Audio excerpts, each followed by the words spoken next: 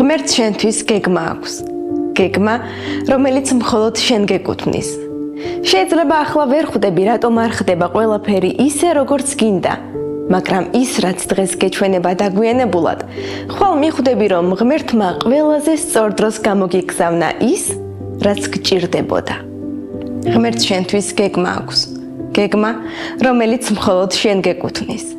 თუ ხედავ, რომ სხვას აქვს ის, რაც შენც გინდა და ჯერ არ გაქვს, ნუ გაბრაზდები, ნუ შეგშურდება, ნუ დაკარგავ საკუთარ თავსა და გზას. დაელოდე, შენი დროც მოვა.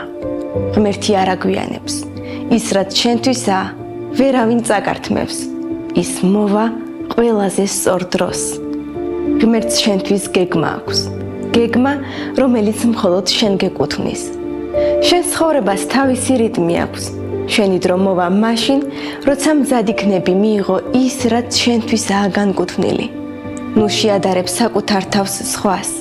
ღმერთი შემთხვევით არ მოქმედებს და არც მაშინ შეშლია, როცა შენი გზა სხვებისას არ დაამსგავსა.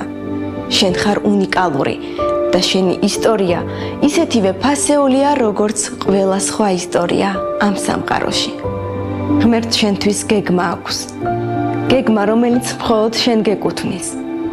ირწმუნე, ილოცე და დაელოდე, რადგან რაც შენს გულს ეკუთვნის, აუცილებლად მოგაგნებს.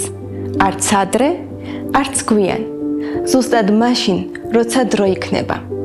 თავარია მადლიერება არ დაგავიწყდეს მანამ, სანამ ელოდები და გახსოვდეს, ღმერთს შენთვის გეგმა აქვს.